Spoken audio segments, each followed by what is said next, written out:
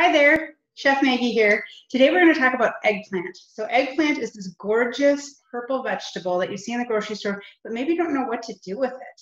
So eggplant is really delicious, lots of great things that you can do with it. So I'm just going to talk a little bit today about what it is, how to prepare it, and talk about some ways that you could use it in your recipes. So eggplant is part of the nightshade family, that along with peppers and tomatoes and potatoes, all in the nightshade family. Eggplant's actually pretty nutritious.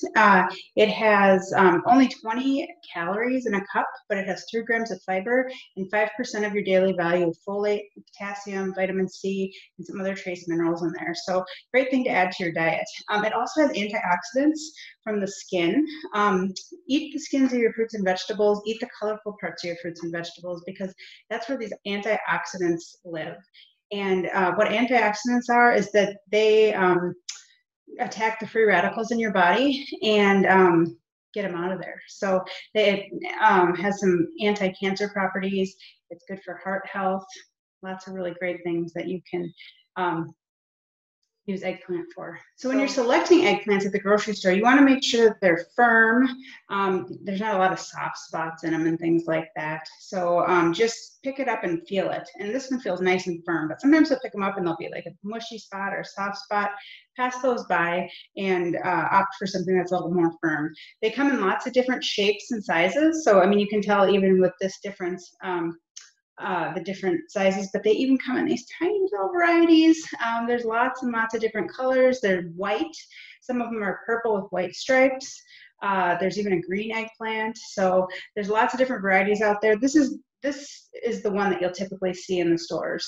So, but maybe at a health food store or a co-op or something, you might see some of these different varieties. They all cook up the same. They all taste very similar. So it's just a matter of, just having some fun with the different looks of them. The ones that have the white stripes on them, unfortunately, once you cook them, the white stripes disappear, but they do look pretty. So when you bring them home, just throw them in your crisper drawer and leave them there until you're ready to cook with them, and then give them a scrub before you cook. Okay, so when you're ready to use your eggplant, pull it out of the fridge, give it a scrub, and then there's lots of different ways that you can prepare this. You can slice it this way, lengthwise. First of all, cut off the ends of it because you don't want to eat those, just chop them off. But then you can slice them lengthwise, and they're really great as a lasagna instead of noodles. Or you can put those strips down and put some ricotta cheese in there and roll it up like a lasagna roll up. You can cut them crosswise like this. They're really good roasted that way. Grilled, really delicious grilled. You can cut really thick slices if you cut them this way, and then you can roast them or grill them and then top them with, I don't know, like an olive tapenade would be really good, or some hummus, or like a sun-dried tomato pesto. Lots of different things that you could top them with. It's a fun, little appetizer that you can eat like that. You can also just chop it, and it's great in stir fries. It's great sautéed, and grilled, like I said. You can braise it, you can mash it into a dip. Baba ganoush is a really popular Mediterranean dish that uses eggplant. And you can stuff them, cut them in half like this, scoop out some of the seeds, and then stuff them with whatever you want. So lots of great ways to use eggplant. So some great flavors that go along with eggplant are Italian dishes, so things with like tomatoes and basil and oregano, maybe some red sauce. So eggplant parmesan is a really popular dish that's served with some sauce and some cheese if you eat it, or you can do a vegan version of cheese. Also really good in Asian cuisine with stir fries. You can add some tamari and some soy sauce, a bunch of other veggies. Some ginger and some garlic. It goes really good with aromatics like onion, green onion, garlic, ginger, and lots of other different veggies. Throw on some sesame seeds and some nuts and things like that. So eggplant's very diverse, lots of different ways you can prepare it.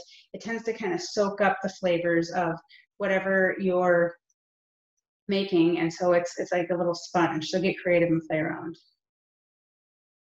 So the hot debate out there is whether or not to salt your eggplant. Now, if you're not familiar with cooking with eggplant, you'll see in a lot of recipes it says to salt your eggplant. So what you're going to do is chop it or slice it and then put some salt on it and let it sit for a half hour, rinse that salt off. I find it's not necessary. I've done some experimenting with it and I don't really think it tastes any different. I took a piece of eggplant that was salted and a piece of eggplant that wasn't and cooked them the exact same way, and I truly don't think that they taste any different. So I think you can skip that step. It's up to you. If you have a real sensitive palate, maybe it does make a big difference, but it's extra time, and I think whatever you're seasoning this with and whatever you're cooking it with, that bitterness is going to disappear behind the other flavors that you're flavoring it with. So it's up to you, personal preference. I prefer not to, but do what you want. Okay. So I hope this gave you some good ideas on how to use eggplant, how to prepare eggplant, and I'd love to know what you're cooking. Tell me below in the comments what you're planning on using eggplant for. Bye.